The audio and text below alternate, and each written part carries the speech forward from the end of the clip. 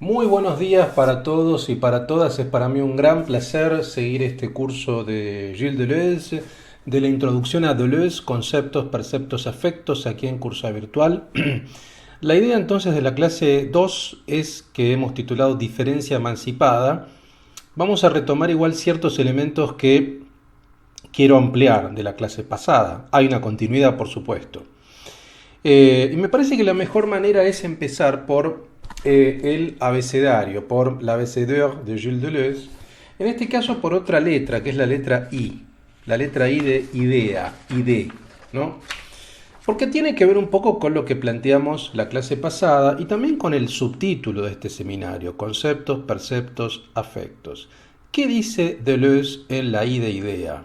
En el abecedario dice, crear, la filosofía como vimos es creadora para Deleuze, es tener una idea. Dice, no solamente los filósofos, los artistas, también los artistas, los cineastas o los músicos tienen ideas. Lo que pasa es que las ideas de los filósofos y de los artistas y de los músicos tienen diferente tipo de cualidad, o sea, tienen diferentes material, por así decirlo, ¿no? Da un ejemplo muy interesante, Deleuze, de Vincent Minnelli, el gran director norteamericano, del sueño, ¿no? O sea, cómo filma un sueño Minnelli, y habla, por ejemplo, de Fred Astaire bailando, o sea, de, bueno, cómo ese director de cine tiene la idea de sueño y cómo esa idea de sueño es construida desde el punto de vista cinematográfico, con qué recursos, por ejemplo, con un flashback, con un baile, con un movimiento, con una imagen de otro color. Entonces, lo que dice Deleuze, y esto es lo más importante, hay tres formas de ideas, o como dijimos la vez pasada, o sea, pensemos, la filosofía tiene un material, ese material es el fluir del pensamiento donde hay ideas. Ahora, lo propio y específico de la filosofía es el concepto filosófico, la idea con mayúscula platónica, la mónada de Leibniz, el sujeto de Kant, la voluntad de poder de Nietzsche, la historia de Hegel, el dispositivo de Foucault, son todos conceptos filosóficos. O sea, esos filósofos son creadores porque han creado conceptos filosóficos a partir del fluir del pensamiento, del fluir de ideas. Entonces, el filósofo crea conceptos. Los artistas, dice Deleuze, crean perceptos. ¿Por qué? Porque construyen percepciones y sensaciones que exceden a quien la sienten. Es decir, hay una sensación, por ejemplo, dice Deleuze, dostoyevskiana. Cuando uno lee a Dostoyevsky, al gran escritor ruso, hay una atmósfera que excede, por supuesto, al propio autor, ¿no? Hay una forma de percibir que es propiamente de Dostoyevsky. Entonces, el artista trabaja con la percepción y la sensación, pero independientemente de su subjetividad, como el filósofo, digo, el concepto no es algo que vale solamente para el filósofo, quiero decir, la voluntad de poder de Nietzsche o el dispositivo de Foucault son conceptos creados por esos autores o a la mónada de Leibniz, pero que los exceden. Hoy hablamos de ellos y los usamos. Lo mismo pasa con un percepto, con la forma de percibir o con cierta atmósfera de un escritor, por ejemplo. Y los afectos, dice, es algo propio de los músicos. Dice, la música crea por afecciones, ¿no? Dice, el devenir que desborda y pasa por diferentes afecciones. Es decir, y es cierto esto, ¿no? Una música impacta en nuestra afectividad. Nos pone tristes, nos pone melancólicos, nos pone alegres, nos pone eufóricos, nos pone excitados, lo que sea, ¿no? Entonces, el músico trabaja por afectos, produce afectos. Los pintores o los escritores trabajan por perceptos, ¿no? Hay perceptos pictóricos, por ejemplo, dice Deleuze. El impresionismo es un percepto, una forma de percibir. Si uno ve un cuadro de Gauguin, por ejemplo, bueno, claramente esa forma de percepción es propia de él, la ha creado, pero lo excede. Y el concepto es la forma del filósofo. Pero cada uno de estos conceptos, perceptos y afectos son diferentes formas de pensar. El concepto es la forma de pensar filosóficamente, la idea filosófica. El percepto es la idea artística, sobre todo de escritores, de pintores, de directores de cine. Y el afecto es la idea musical. Podemos sumar un cuarto que lo dice, que lo suma el propio Deleuze en qué es la filosofía con Guattari, que es la función. Dice, los científicos, la ciencia, podemos hablar de arte, filosofía y ciencia, son diferentes formas de pensamiento con diferentes formas. La ciencia piensa por funciones, no por conceptos, no por afectos y no por perceptos, sino por funciones. Ahora, cada uno de estos tres, el concepto, el percepto y el afecto, están relacionados. ¿Qué tienen en común? Que son ideas. Son ideas. Son diferentes ideas. Diferentes formas de manifestación y de configuración de una idea. ¿Mm? La filosofía, por eso Deleuze dialoga de par en par con músicos, con directores de cine, con escritores, con pintores, con directores de teatro, con científicos. ¿Por qué? Porque son pares para él. Cada uno piensa con la idea propia de su materialidad, pero producen ideas específicas desde sus disciplinas. Ahora bien, vamos a seguir entonces con Diferencia y Repetición, que es un texto, por supuesto que es un texto muy complejo, y es un texto, es la tesis de doctorado de Deleuze. Acá tengo Diferencia y Repetición de Amorortu. Esta es una excelente traducción, la de Hugo Beccacheche, ¿no? La de Hugo Beccacheche, y creo que y de Silvia del Pi, ¿no? De Amorortu. Y luego Spinoza y el problema de la expresión, que es la tesis complementaria de doctorado. Ambos textos son de 1968. Y luego también tengo estas recomendaciones. Yo hago muchas recomendaciones, van a ver, de bibliografía complementaria, ¿no? Sobre todo, Deleuze, yo sé que a veces es un autor un poco difícil por su léxico. ¿Qué tipo de textos complementarios, qué tipo de manuales les pueden servir? Uno lo usé la clase pasada, que es el de Raúl García, La anarquía coronada, un texto muy finito, muy simple, muy claro, que vamos a utilizar.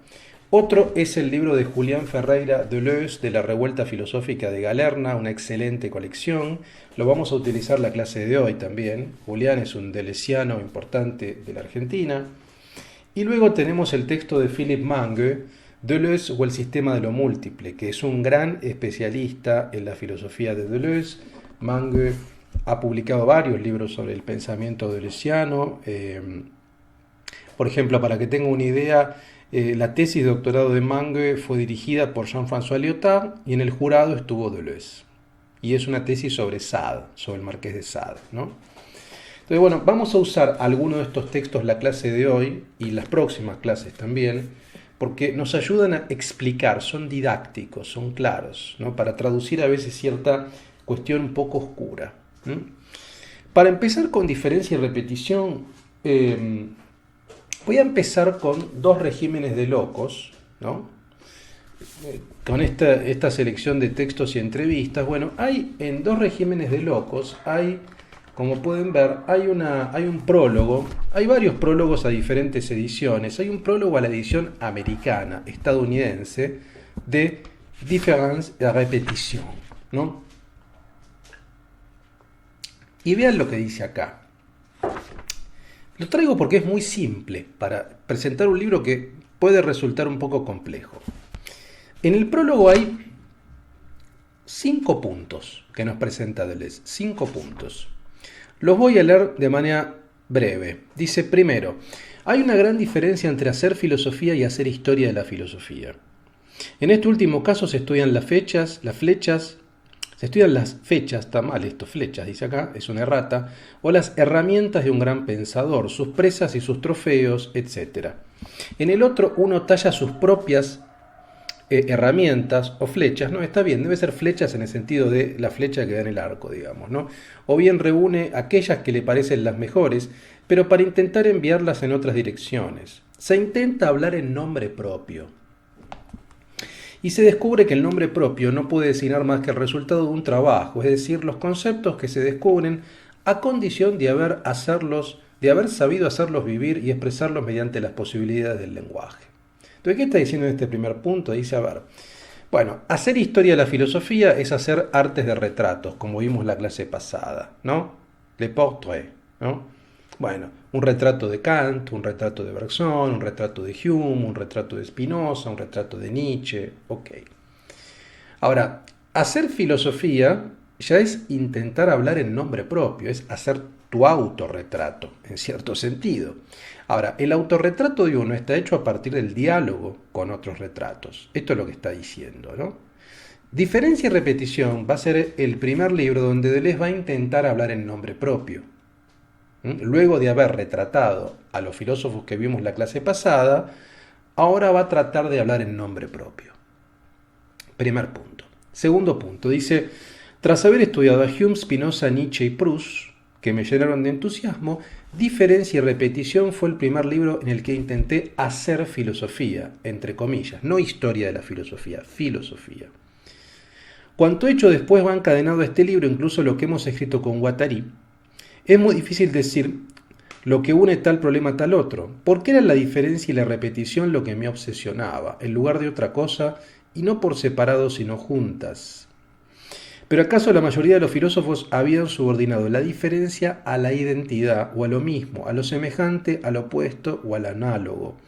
Habían introducido la diferencia en la identidad del concepto, habían llegado a la diferencia conceptual, pero no a un concepto de la diferencia. Bueno, acá ya tenemos otro elemento, es decir, la idea es, una vez que hice historia de la filosofía, ahora voy a hacer filosofía, voy a hablar en nombre propio, y el primer problema al cual yo voy a hablar en nombre propio, dice Deleuze, es el problema de la diferencia y la repetición. ¿Por qué me obsesionaba? Porque no hay concepto de diferencia, porque la diferencia en la historia de la filosofía siempre está subsumida, está sometida a la negación, está siendo borrada, neutralizada, sintetizada, asimilada a lo análogo, a lo parecido, al opuesto, pero no hay una diferencia en sí. ¿Cómo es la diferencia en sí? Independientemente de la diferencia subordinada. Esto es lo que Deleuze ve. Hay un problema con la diferencia en la historia de la filosofía, que lo diferente es negado, es sintetizado, por ejemplo en Hegel, ¿no? La diferencia tiene que ser sintetizada, asimilada, o debe ser excluida la diferencia, en busca de lo análogo. Entonces, este problema es el primer problema que le interesa para hablar en nombre propio a Deleuze. Tercer punto. Dice, para pensar la diferencia tenemos tendencia a subordinarla a la identidad. Desde el punto de vista del sujeto, por ejemplo, la diferencia específica presupone un género como concepto idéntico. También tenemos tendencia a subordinarla a la semejanza, a la oposición, a la analogía. Es decir, no pensamos la diferencia en sí misma, dice Deleuze. La filosofía ha sabido construir una representación orgánica de la diferencia gracias a Aristóteles, pero no por ello ha alcanzado la diferencia en sí misma. Bueno, un poco lo que recién decíamos, ampliado. Es decir, tenemos tendencia a subordinar la diferencia desde el punto de vista del sujeto a la semejanza, al sujeto, como decíamos antes, la analogía, pero no la pensamos en sí. Este es un problema que le interesa a Deleuze. Es una diferencia sin concepto, pero no hay concepto de diferencia. Vean lo que dice en el punto tercero al final. Dice, en el límite tendríamos una sola y la misma potencia de diferencia o de repetición, pero que se ejerce únicamente en lo múltiple y determina las multiplicidades. Ahora vamos a ver bien qué relación hay entre esta diferencia que tenemos que definir y la repetición. ¿Dónde está la repetición en este eje? El punto cuarto dice, cada filosofía debe alcanzar su propio modo de hablar de las ciencias y de las artes. Es muy difícil porque la filosofía no puede evidentemente aspirar a ninguna superioridad. Un concepto filosófico nunca se confunde con una función científica, como decíamos antes, o con una construcción artística, un percepto o un efecto, pero si es en afinidad con ellos, en tal dominio científico o tal estilo artístico. No se puede hacer filosofía independientemente de la ciencia o del arte, dice acá, porque son igualmente creadoras. O sea, este es otro punto, hay relación, y de hecho, diferencia y repetición van a ver que es un texto que cita a escritores, científicos, artistas, en pie de igualdad. Por ejemplo, Borges aparece citado bastante en diferencia y repetición, un autor argentino, latinoamericano, fundamental, digamos, ¿no? Digo, para que tenga una referencia por lo menos de un color latinoamericano, ¿no? De un pensador de América Latina, que aparece. Y el punto quinto finalmente dice, quiero decir que no pensamos únicamente conforme a un método, sino a una imagen de pensamiento. tácita y presupuesta. Una nueva imagen del pensamiento. Esto es lo que yo había buscado ya anteriormente en Proust, en su libro Proust y los signos. Pero aquí, en diferencia y repetición, esta investigación se autonomiza, se vuelve condición para el descubrimiento de estos dos conceptos. Ahora, el capítulo 3 del libro es el que me parece más necesario y más concreto, introductorio para los libros posteriores hasta las investigaciones con Guattari, en las cuales invocamos un modelo vegetal de rizoma, que ya veremos, el concepto de rizoma. Es interesante porque ya el propio autor nos dice qué leer, porque esta es la pregunta que me van a hacer ustedes seguramente. Bueno, leer todo, diferencia y repetición, sería genial que lo hagan, pero sé que es un libro denso y que lleva mucho tiempo. Bueno, ¿qué privilegiamos de la lectura en función de lo que nos dice el propio autor? El capítulo 3. Yo les diría, yo agregaría además el prefacio y la introducción, ¿no? El prefacio, que es muy breve, y la introducción, que son más o menos unas 40 páginas, que se llama Repetición y diferencia, es importante, porque contextualiza, y luego la imagen del pensamiento, que es el capítulo 3. Ahí tienen, con esos introducción y capítulo 3, con esos dos por lo menos van a tener una idea bastante acabada del texto, ¿no? Así que la idea es esa. Ahora, vamos a mi material, que es un material breve. Son básicamente dos cuestiones fundamentales que a mí lo que me interesa es que se entienda la lógica deleuziana. Después vamos a ver todas las particularidades, pero la lógica, porque Deleuze, más allá de lo que a veces parece y de lo que la Vulgata dice, de lo que se dice sin leerlo generalmente, es un filósofo muy clásico. En su forma de hacer filosofía es muy clásico. Si bien tiene un léxico a veces un poco complejo, él no habla nunca de muerte de la filosofía, de deconstrucción de la filosofía. No, él reivindica el hacer filosófico clásico, producción de conceptos. Entonces tenemos que entender cómo produce esos conceptos y qué tipo de lógica tiene. La lógica ya algo la vimos en la primera clase. Es una filosofía de la multiplicidad, es una filosofía de la inmanencia, es una filosofía que parte del empirismo trascendental. Esto lo vimos claramente. No parte de la subjetividad, no parte del ser, parte de un acontecimiento que constituye la singularidad en relación. Ahora bien, en diferencia y repetición, y también en lógica del sentido, que es el texto de 1969, Deleuze diseña el funcionamiento de una ontología. Es un libro de ontología que requiere responder la siguiente pregunta, que ¿es posible escapar a la filosofía del ser? O sea, ¿podemos pensar de un modo que no privilegie el ser, ni la representación, agregaría también? La respuesta es sí. Para Deleuze sí. Y tenemos que echar mano, por supuesto, de la tradición a la cual él se adscribe, vale decir, Spinoza, Nietzsche, Bergson, Hume, fueron todos filósofos que no pensaron ni representativamente, ni de manera trascendental, ni de un modo trascendente, ni privilegiando el ser por sobre el acontecimiento o la sustancia única. Ahora bien, para Deleuze, voy a leer todo esto, lo leo y lo explico bien. Dice, para Deleuze la repetición no es una generalidad, sino una forma que va contra la ley de lo semejante. Una potencia que se afirma contra la ley. La repetición expresa lo singular contra lo general. La repetición es una transgresión propia del humor. Kierkegaard, Péguy y Nietzsche, tres filósofos, hacen de la repetición su categoría fundamental a partir de 4 características. Estos son los autores que menciona Deleuze en gran parte del libro, pero sobre todo en la primera parte. Primero, la repetición es algo nuevo, singular y único. Segundo, se opone a la ley de la naturaleza, es decir, esta expresa lo interior de la voluntad contra las leyes naturales. Tercero, se opone a la ley moral, la repetición del logos del pensador privado y solitario versus la representación mediada del pensador público y legislador, tipo el tribunal, Kant y Hegel, la Sorbonne, o sea, los filósofos egresados de la Sorbonne como una imagen. Cuarto, se oponen las particularidades de la memoria, la repetición es más un pensamiento del futuro que del pasado. Por tanto, teatro de la repetición, Nietzsche, versus teatro de la representación, Hegel. La representación, en lugar de dramatizar las ideas, representa los conceptos. La repetición es una diferencia sin concepto, es la diferencia absoluta. Lo repetido no puede ser representado, debe ser significado. La repetición no puede ser explicada por la identidad en el concepto. El error fue inscribir la diferencia al concepto, subsumirla dialécticamente a la síntesis hegeliana. Para Deleuze hay que liberar la diferencia de la identidad. Esta es la hipótesis del texto. Vamos a explicar porque sé que son muchas cosas. Primero, yo les hago una pregunta a ustedes, que no pueden responderme ahora, pero la pregunta es la siguiente.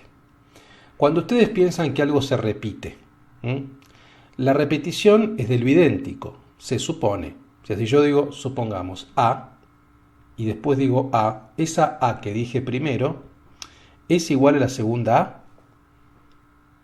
Parecería que el sentido común marca que sí, porque repetir es repetir lo mismo.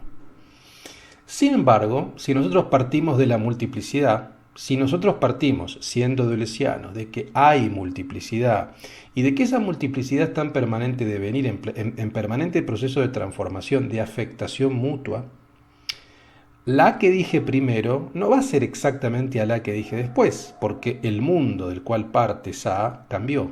¿Se entiende? O sea, va a haber algún tipo de afectación que la modificó.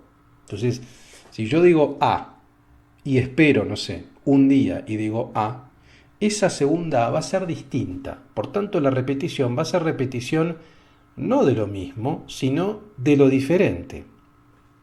En tanto y en cuanto el principio del que partimos es el principio de la multiplicidad. Y la multiplicidad está en permanente devenir. Es siempre singular y cambia. Entonces, lo que él va a decir es que la repetición no es una generalidad. Como dice acá, va contra la ley de lo semejante. La repetición expresa lo singular contra lo general. Esta es la gran hipótesis de Deleuze. La repetición es repetición de lo diferente, no de lo mismo. Porque si uno cree que cuando repite lo mismo, cree que el mundo es estático. O sea, exactamente. A ver, para graficarlo también ayuda a veces esta frase de la de Heráclito. Uno no se baña dos veces en el mismo río. ¿Ese río es el mismo en el que yo me bañé? No. ¿El agua es la misma? No, no es la misma. El agua fluye. ¿Se entiende? Entonces, esa agua en la cual yo me bañé ayer, ¿es exactamente la misma en la que me baño hoy? No, no es la misma. Por tanto, no podemos decir que el agua está repetida. No, no está repetida, es diferente. Entonces, por eso decimos, a partir de Kierkegaard, Peggy y Nietzsche, la repetición es siempre algo nuevo y singular, se opone a la ley de naturaleza, se opone a la ley moral, ¿no? Se opone sobre todo a la representación. Este es un punto. Por eso va a criticar la representación. ¿Por qué va a criticar la representación? Porque la representación es, pensemos la palabra, representar es volver a hacer presente algo. Presentación, representación, digamos, ¿no? Cuando algo se presenta, eso que se presenta de manera única y singular. Como decíamos el ejemplo del río, el agua se presenta de una manera particular. Ahora, esa agua, si yo me baño mañana, va a ser distinta. No es exactamente lo mismo. Nadie se baña dos veces en el mismo río. Yo también cambié. Yo no soy el mismo que era ayer. ¿Por qué? Bueno, primero porque pasaron 24 horas. Mis procesos algo han modificado mi cuerpo. Seguramente porque durante ese día tuve vínculos y relaciones que me afectaron de una manera u otra. Quizá ayer estaba alegre y hoy estoy triste. ¿Se entiende? Todo cambia, todo es un proceso relacional. Entonces lo que él está diciendo acá es que la representación, ¿por qué es un problema la representación? Porque la representación implica de alguna manera encorsetar, implica duplicar la presentación empírica. ¿Se entiende? Y implica una mediatización. Les doy un ejemplo. Yo tengo esta taza donde estoy tomando café, ¿no? Esta taza tiene una forma de presentación. Color blanco, cierta forma. Ahora, lo que va a decir Deleuze es que si el conocimiento es representativo, en verdad, yo para conocer esta taza tengo que representarla mentalmente. O sea, tengo que aprenderla mentalmente y tengo que hacerme una idea de taza ideal. Y eso implica una duplicación, porque está la taza empírica que yo toco y que que tomo el café que está dentro, pero además tengo una suerte de imagen mental que la representa, que le idealiza en cierto punto.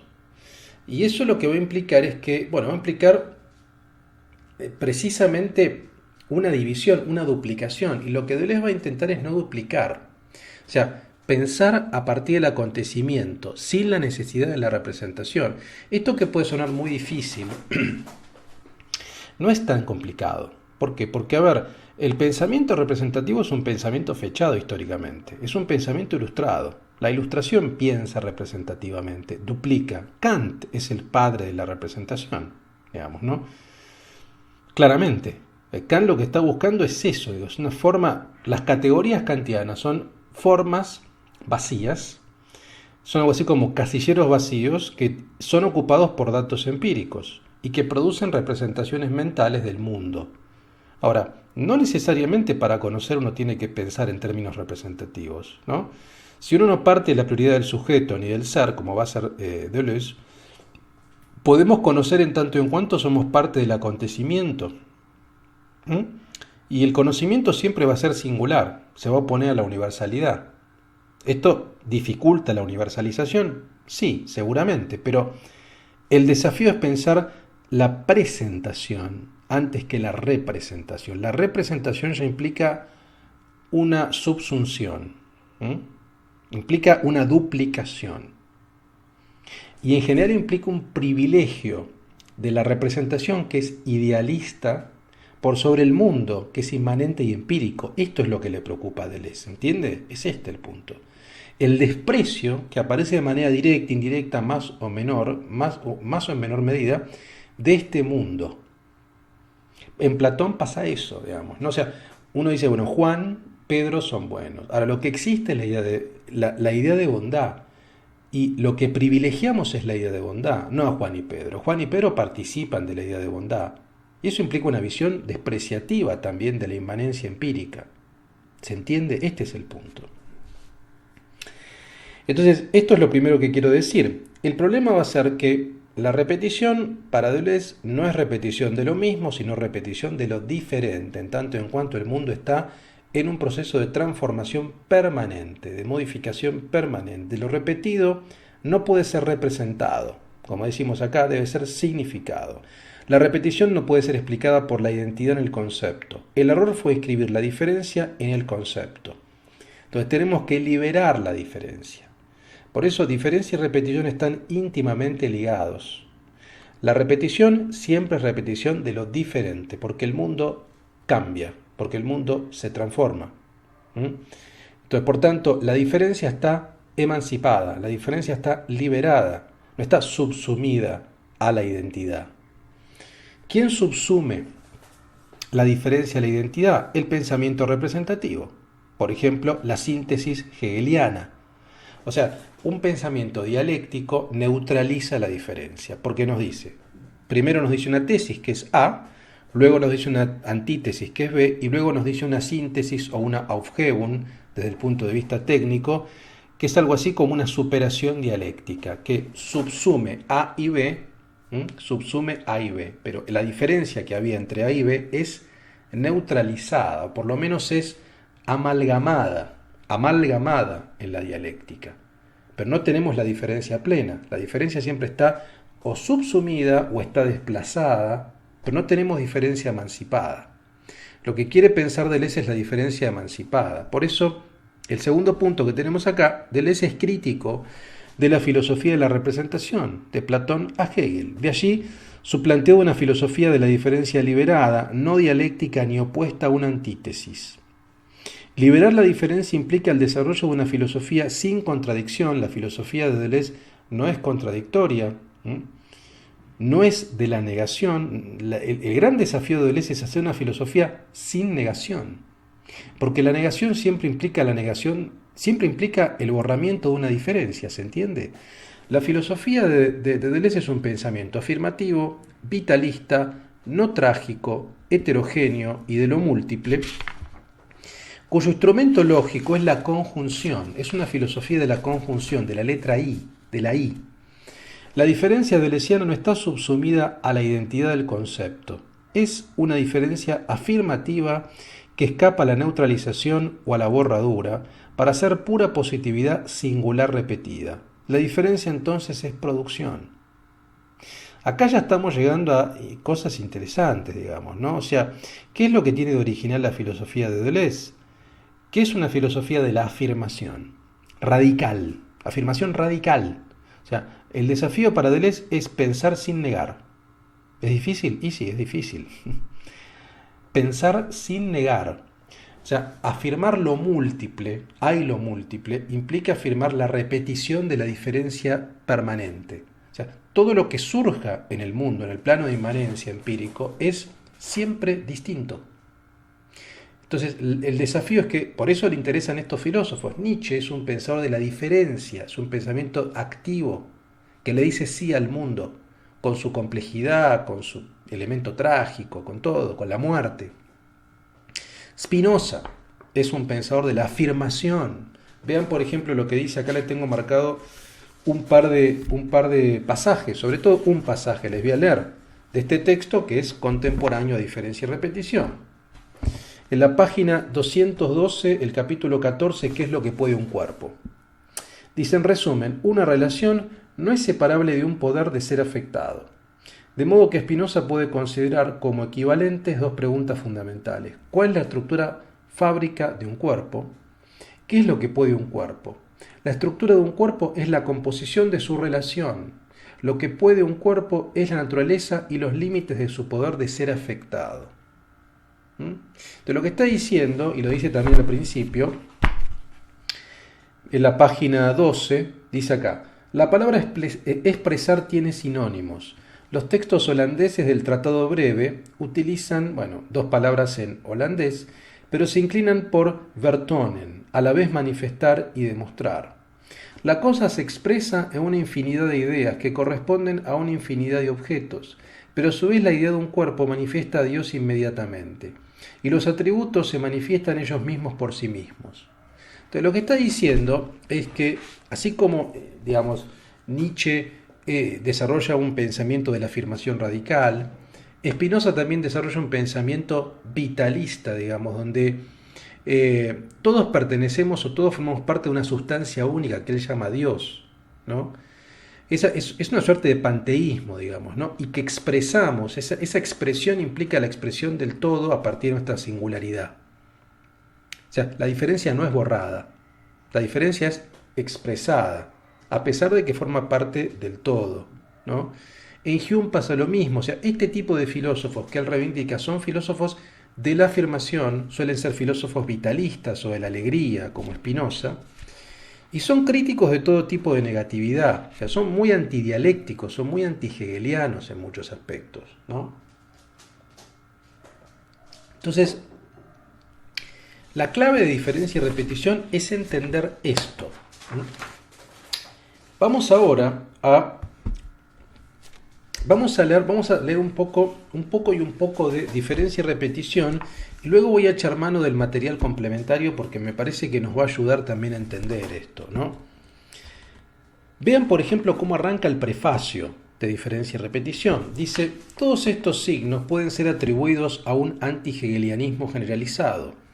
La diferencia y la repetición ocuparon el lugar de lo idéntico y de lo negativo, de la identidad y de la contradicción. Pues la diferencia no implica lo negativo y no admite ser llevada hasta la contradicción más que en la medida en que se continúe subordinándola a lo idéntico. El primado de la identidad, cualquiera sea la forma en que ésta sea concebida, define el mundo de la representación. Esto es lo que recién decíamos. O sea, el desafío para Deleuze es pensar la diferencia más allá de la identidad y de la subsunción en la identidad. Luego sigue, por ejemplo, menciona a Borges hacia el final. El ejemplo que da de Borges es muy interesante, que es con el texto Pierre Menard. Recuerden aquel cuento de Borges, Pierre Menard, autor del Quijote, que era un personaje que copiaba exactamente igual el Quijote. Entonces la pregunta es si ese Quijote, el Quijote de Pierre Menard, es el mismo de Cervantes. O sea, si la repetición si la repetición implica la identidad y no es lo mismo. Y lo cierto es que no es lo mismo. Dice, vean acá, es bien sabido que Borges descuella en el comentario de libros imaginativos, pero va más allá cuando considera un libro real, por ejemplo Don Quijote, como si fuera un libro imaginario, reproducido por un autor imaginario, Pierre Menard, a quien a su vez considera real. Entonces la repetición más exacta, la más estricta, tiene como correlato el máximo de diferencia. El texto de Cervantes y el de Menard son verbalmente idénticos, pero el segundo es casi infinitamente más rico. Las exposiciones de historia de la filosofía deben representar una suerte de cámara lenta. De este modo tiene una existencia doble y como doble ideal la pura repetición del texto antiguo y el texto actual el uno dentro del otro, ¿no? O sea, nunca es exactamente igual la repetición. Hay otro ejemplo en este sentido que es Warhol, que es un ejemplo que yo a veces doy a mis alumnos de la universidad. Les muestro imágenes de las series de Andy Warhol. Por ejemplo, hay una serie muy interesante que es la de las latas Campbell, ¿no? Y si uno ve, bueno, las latas son iguales, sin embargo, cada una de las sopas o de los jugos, ya no me acuerdo si es jugo de tomate o... es distinto. O sea, la composición no es exactamente la misma, la imagen parece igual, pero si uno lo mira con detalle va a ver que no es exactamente igual. O los retratos que hacía, las series que hacía, por ejemplo, de figuras del espectáculo, de Marilyn, por ejemplo. Bueno, las Marilyn no son exactamente iguales, tienen diferentes toques de colores, por ejemplo, ¿no? Entonces, la idea es que la repetición, aunque se esfuerce por ser literal, es siempre una diferencia. Nunca es idéntica, nunca hay identidad allí. Luego, vamos a ir un poco más adelante. Vean, por ejemplo, en la página... vamos a ir un poco más adelante, vamos a ir a... Acá está, vamos a la página 92, ¿no? En la página 92 dice lo siguiente. Dice, entre Leibniz y Hegel poco importa que lo negativo supuesto de la diferencia esté pensado como limitación o como oposición contradicente. De todos modos, la diferencia queda subordinada a la identidad, reducida a lo negativo, encarcelada en la semejanza y la analogía. Por tal motivo, en la representación infinita, el delirio no es más que un falso delirio performado, que no perturba en absoluto el reposo o la serenidad de lo idéntico. La representación infinita tiene entonces el mismo efecto que la representación finita, el de confundir el concepto propio de la diferencia con la inscripción de la diferencia en la identidad del concepto en general. ¿Se entiende lo que quiere decir? O sea, lo que busca Deleuze es definir la diferencia en sí, no la diferencia inscripta, como dice acá, en la identidad de un concepto, y que en general esa inscripción implica la borradura de la diferencia. Entonces, captar la diferencia per se, la diferencia repetida y esa repetición de la singularidad implica no pensar de un modo representativo, porque la representación tiende a borrar la singularidad diferente de cada uno. Les pongo otro ejemplo. A ver, un ejemplo, a partir de Aristóteles. Aristóteles, cuando uno define el hombre, cada hombre tiene su particularidad. Este hombre es gordo, este hombre es flaco, este hombre es blanco, este hombre es negro, este hombre tiene alguna dificultad para caminar, este hombre es musculoso. Ahora, cada uno de ellos tiene algo en común. Eso que tienen en común es que son hombres. La usía, la esencia es que son hombres. Ahora, eso es interesante porque nos permite unificarlos. Ahora, el problema de la unificación es que termina borrando la diferencia, ¿se entiende? Por ejemplo, que tal hombre es blanco y tal hombre es negro. O que tal hombre es gordo y tal hombre es flaco. Esa es la singularidad de cada uno. Ahora, para tratar de definir, para tratar de representar mentalmente, conceptualmente, la categoría de hombre, tenemos que borrar la diferencia que nos hace ser lo que somos. ¿Se entiende? Esto implica inscribir la diferencia en la identidad, que implica la borradura. Esto es lo que va a criticar Deleuze. Que si pensamos en términos representativos, buscando la universalidad, vamos a borrar la diferencia. Y él no quiere borrarla, él quiere entenderla. Él quiere definirla, quiere emanciparla. Este es el punto. Les leo aunque sea, a ver, un par de definiciones más. Por ejemplo, vean ustedes en la página...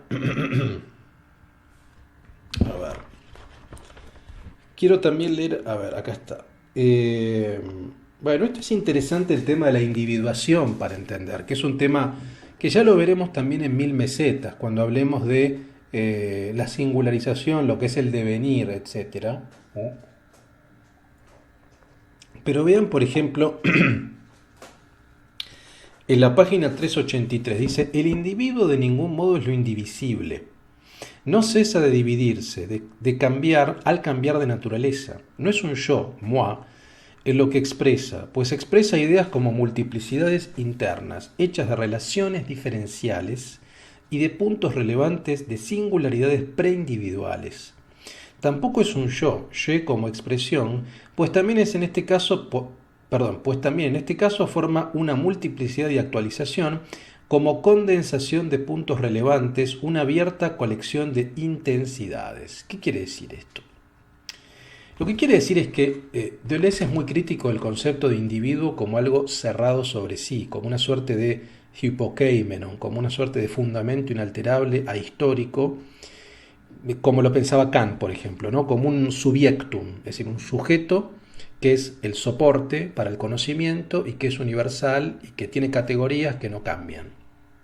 No. Para Deleuze, el yo, o el sujeto, digamos, está en permanente cambio, porque forma parte del acontecimiento, porque está en el plano empírico, porque es afectado por otros, porque en tanto y en cuanto está relacionado con otros, se modifica en su conocimiento. Entonces, vean, en este sentido está bueno lo que dice Julián Ferreira en este Deleuze. Les voy a leer un par de pasajes porque es muy claro para explicarlo. En primer lugar, dice, la multiplicidad en Deleuze es una ontología, es decir, una teoría acerca de lo que es en tanto es. No es una teoría de lo que es tal como es dado en la experiencia, de lo que hay en la individualidad, sino una teoría acerca de lo que impregna cada uno de esos fragmentos de lo real. La ontología de Deleuze es una lógica de multiplicidades, donde las relaciones preceden a las unidades y los términos. Entonces, la ontología de Deleuze es múltiple, es una lógica de lo múltiple, de la multiplicidad, donde la clave es cómo se van a relacionar, las relaciones que se van a establecer entre los diferentes elementos, y cada relación es diferente. O sea, cada relación entre individuos o entre objetos es diferente. Y en ese sentido hay tres formas, vean acá, tres formas de relacionarlos con la multiplicidad, que clasifica muy bien Julián, que están en diferencia y repetición. Primero, dice, hay tres tipos de multiplicidad fundamentales. Primero, multiplicidades extensivas. Son discretas, medibles, cerradas sobre sí, se conectan con otras partes extensivas, se dividen sin cambiar de naturaleza. Y da un ejemplo que está bueno, que es el de un trozo de madera. O sea, una multiplicidad extensiva, por ejemplo, es la madera. Dice dos trozos de madera de algarrobo. Tengo dos trozos de madera de algarrobo, tengo dos trozos de madera de algarrobo, divido el agua en dos vasos y tengo dos vasos de agua. Es decir, tenemos una multiplicidad extensiva que se puede segmentar. Y esa segmentación no la afecta. Quiero decir, si yo tomo un árbol de algarrobo y lo hacho y lo voy cortando, cada parte de esa multiplicidad es idéntica a la otra. O sea, forma parte de la misma extensión. Si yo tomo un balde de agua y ese balde lo pongo en dos vasos, el agua de cada vaso es la misma. No se ha modificado esa materia. Esta es una forma de entender la multiplicidad como una extensión. La segunda es la multiplicidad intensiva, que esta sí va a cambiar. Dice, aumenta y disminuyen entre límites variables, cambian de naturaleza al dividirse. Por ejemplo, el agua no es la misma antes y después del hervor o del congelamiento. El rostro no es el mismo antes y después de ver un cuchillo del asesino o la llegada del ser amado. ¿Se entiende? Acá esto sí es muy evidente. El agua que yo tengo antes de que hierva no es la misma el agua después del hervor, es obvio. Acá sí hay un cambio en la intensidad. El agua antes estaba fría, ahora está caliente. O el caso que da del rostro está bueno, digamos, ¿no? O sea, no soy yo el mismo antes de conocer a una persona que amo que después. Me siento alegre, antes me sentía triste, por ejemplo.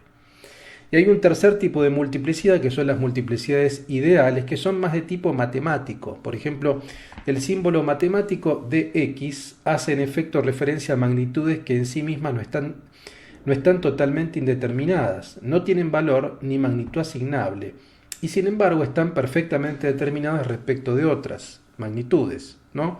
Es decir, las matemáticas, o como dice acá, los símbolos matemáticos, son indeterminados, pero se determinan en tanto en cuanto se ponen en relación con otros. Se suman, se restan. Hay una relación diferencial.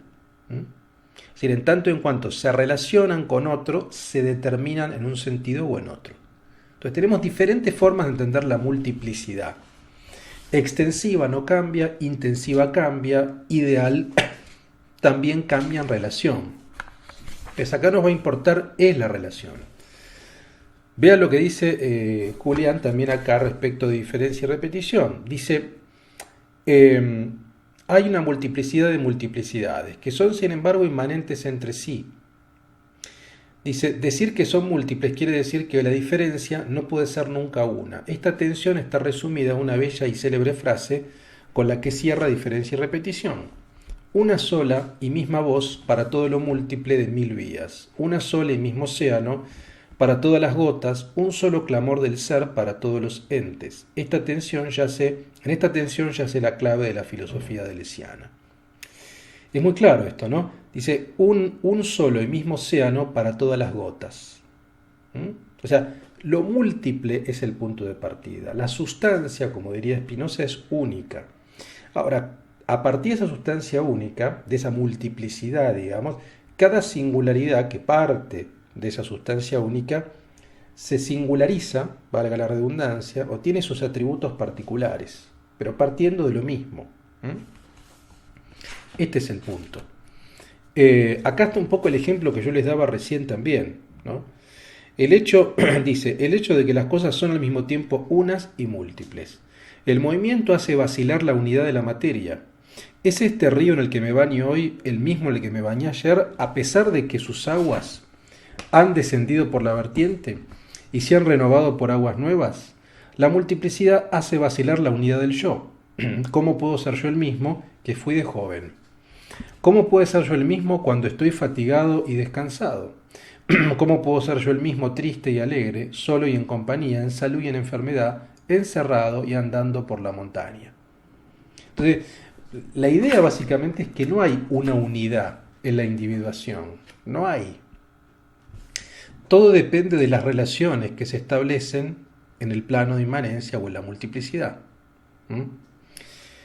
El último ejemplo que les doy de este texto de Ferreira, en la página 52, dice, la clave es la relación. Dice, hay diferentes tipos de encuentros, por ejemplo.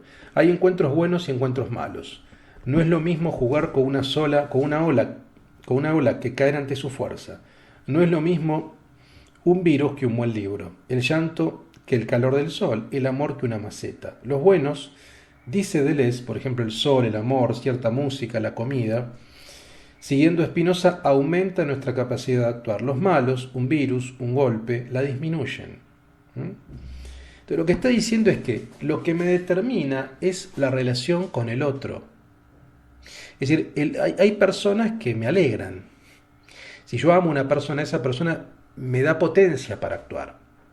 Si hay personas que están más atravesadas por pasiones tristes que me impactan negativamente y por tanto me deprimen y no me dan ganas de actuar. Pero también ciertas relaciones con materias, con comidas, con bebidas, ¿no?, que me estimulan en un sentido o en otro. Entonces, yo no soy de ninguna manera en sí, yo soy en función de mis relaciones con la multiplicidad. Por tanto, todo es diferencia y repetición. Todo va a ser diferencia y repetición. Les leo un par de pasajes, un pasaje de acá de la página 222 del texto de Philip Munger, ¿no? Dice, diferir, en la página 222, diferir no es repetir, y repetir no es diferir. La tesis deleuziana, que quiere establecer un parentesco profundo entre ambas nociones, es entonces paradojal. Dice, Perdón, no, esto no lo quería leer. Acá está, esto quería leer, esta parte, perdón. La página 265 dice: la repetición o el eterno retorno está en el corazón de la reproducción de lo diverso, de su forma afirmativa o intensiva. Diferencia y es repetición. Sobre todo quiero subrayar eterno retorno, porque acá también vemos el vínculo con la filosofía de Nietzsche. Cuando Nietzsche hablaba del eterno retorno, el eterno retorno implica una repetición. Ahora, la afirmación Nietzsche dice el eterno retorno de lo mismo. Ahora, el eterno retorno de lo mismo no es exactamente lo mismo, porque el mundo para Nietzsche está en devenir también, está en cambio y en transformación. Por tanto, afirmar este mundo implica afirmar eso, un mundo en transformación permanente que nunca es idéntico. O sea, acá también se ve cierta filiación de Deleuze con Nietzsche, claramente, ¿no? Y lo último que tenía marcado del texto de Raúl García, ¿no?, para sumar algunos complementos, sobre diferencia y repetición, dice lo siguiente, la página 15, ¿no? Dice: ¿es posible pensar la repetición como diferencia? Parece ser que el único camino que ofrece una salida digna consiste en una crítica de la representación. Entonces nos hallamos ante la exigencia de formularnos otras preguntas al respecto. ¿Es posible pensar la diferencia sin concepto? Cuando dice sin concepto es sin subsumirla a lo idéntico. ¿Cómo hacer para conducirla del magnetismo cerrado de lo mismo hacia la apertura salvaje del otro? La diferencia no remite a la comparación entre dos cosas, como concibe la filosofía de la representación. Tal es la hipótesis que desarrolla Deleuze. O sea, esto es clave. La diferencia no implica comparación y anulación, sino afirmación de lo singular. Este es el principio de la reproducción de lo diverso como tal, el de la repetición de la diferencia. Esta vez se encuentra un enemigo en común, la dialéctica hegeliana. La contradicción dialéctica, afirmación, negación de la afirmación, es un movimiento que desliza la diferencia hacia la síntesis, negación de la negación, de modo que finalmente queda borrada, tomada por la identidad sintética. Si la diferencia es representación, lo es en la medida en que ella queda reducida a la polaridad de dos momentos que conducen definitivamente a la identidad. Ella está sometida a la contradicción. Y más adelante dice: de este modo se pasa de una diferencia pensada como una relación entre un término y otro, o sea, como negatividad en Hegel, a una diferencia que difiere de sí misma, que escapa de la neutralización conceptual para afirmarse como positividad pura en la repetición. La repetición es la diferencia sin concepto que se hurta a la diferencia conceptual, lo que en otros términos denomina Deleuze singularidad. La repetición como conducta y como punto de vista afecta a una singularidad inintercambiable, insustituible. Me parece que es claro, ¿no? O sea, el punto es entender eso. O sea, no es fácil porque uno está acostumbrado a pensar la repetición como repetición de lo idéntico y uno está acostumbrado a pensar la diferencia siempre subsumida en la identidad sintética. Precisamente el proyecto de Deleuze, el proyecto filosófico, el hablar en nombre propio que tiene Deleuze, que está aquí en diferencia y repetición, es ese, es emancipar la diferencia de la dialéctica, emancipar la diferencia de la representación y entender que la repetición siempre es repetición de la singularidad, porque la multiplicidad está en permanente transcurrir, nunca es sedentaria, nunca está quieta. En tanto en cuanto las cosas se modifican en su relación, como vimos recién, desde el punto de vista intensivo, cambian, me afectan, me impactan, me modifican. No me baño dos veces en el mismo río. Por tanto, decir río hoy no es lo mismo que decir río ayer. Estoy repitiendo la singularidad. Creo que queda claro, espero que quede claro, digamos, ¿no? Bueno, vamos 54 minutos, yo diría cortar acá. De diferencia y repetición, entonces yo les recomiendo, lean la introducción, como les dije antes, y si pueden, lean el capítulo 3 de la imagen de pensamiento, ¿no? Por supuesto que el libro es un libro que es denso, pero espero que con estas herramientas que les di, lo entiendan. creo que con estas herramientas lo van a entender. Estoy seguro que lo van a entender, ¿no? Vamos a ver entonces cómo seguimos con este trayecto filosófico. Bien, la próxima clase vamos a ver lógica del sentido, que seguimos todavía dentro del periodo ontológico monográfico, ontológico sobre todo. Lógica del sentido es un texto fundamental que va a ampliar algunos conceptos de diferencia y repetición, es un texto del 69. Así que ese lo veremos la próxima clase.